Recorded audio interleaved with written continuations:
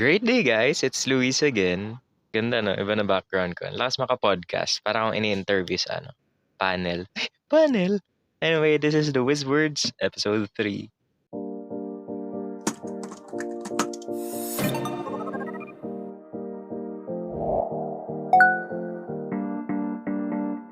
So, ayun, this is a really big day. Kasi yung nag-unang trainer sa amin is si Miss Janine Santos Rocco. And napakinggan ko na kasi yung voice niya before nung nag-handle kami ng task about sa flag chan. Very ganito yung boses. Ha?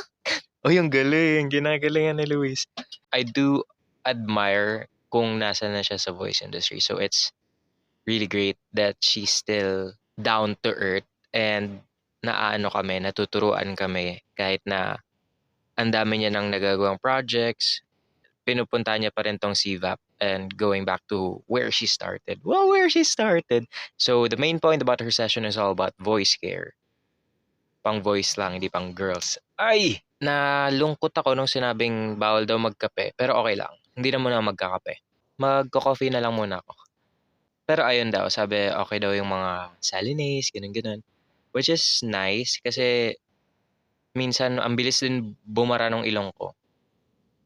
Kahit na medyo malaki yung butas. Mabilis lang bumara, promise lang.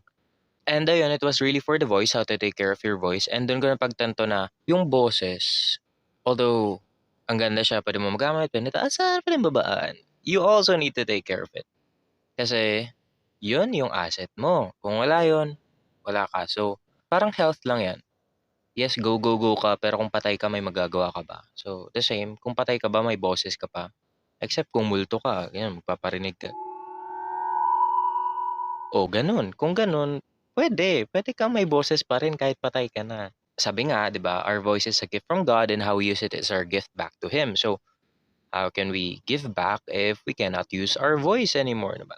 Ganito na yung boses mo. Ay, ginagalingan talaga ng voice acting. So, ayun, like, the gist of the session was to take care of your voice and your voice will take care of you. Oh, quote na naman. Kasi kung wala kang pag-aalaga sa boses mo, walang dadating sa yung projects and you will not be taken care of. Oh. And for the afternoon session naman, we had Miss Donna for the first part.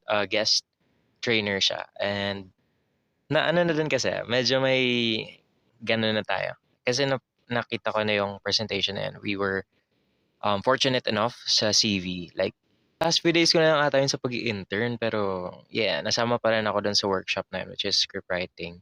Script translation and all about the script. Yeah, I'm a man who likes to write stories. So, all about the script is really essential. So, talagang inaral ko siya. I mean, talagang tinutukan ko siya. It's what I like to do. So, why not be great at what you like to do? You can do it. Why not do it better? Oh, ba't ba kinakausap ko sarili ko? And next up is Miss Champagne. And this session naman, nakita ko din, narinig ko yung siya yung boses sa Eden Cream Cheese. Eden Cream Cheese. Ganun yung cream cheese. Tapos, nakita ko rin yung presentation niya sa simula that she started with a BM. Hindi ko alam kung nag-condenser mic. I forgot. But now she has a Mikkel microphone and a sound box, voice box. Basta ito yung meron din ako. Oh, it really shows that you really have to start somewhere. And you can start at somewhere, but that doesn't mean that you are starting low. Sabi nga ni Corina Sanchez, walang tumataas nang hindi nagsisimula sa ibaba. Ang pangit ng pagkaboses ko doon, mala Jessica Soho yun. Lumipad ang aming team. Yes, go, go, go. Oh, di ba? Nababaliw na ako. And this session was really full ng iba't ibang aspect, which I like kasi ganun nga din yung sinabi sa CVAP and sa CV na hindi lang siya basta matututo ka about the voice or gagawin mo about the voice. Meron ding script writing, meron ding ibang aspect, voice care. Ang dami talaga siyang aspect all throughout the phases na pagdadaanan mo as a voice artist. Di ba, Luis? Voice artist. Ay! Voice artist tayo. 75% done sa CVAP. And last week na tayo sa Sabado. Medyo scared, medyo excited na matatapos na rin because parang last week lang na-imagine ko pa na, wow, magiging CVAP scholar ako. Tapos, wow, sisimulan ko na to. Nag-submit lang ako ng introduction video sa group chat. sa group page rather. And isang week na lang matatapos na yung program, so it feels really surreal. Ano ba yung surreal? Hindi ko alam. Surreal, so fake.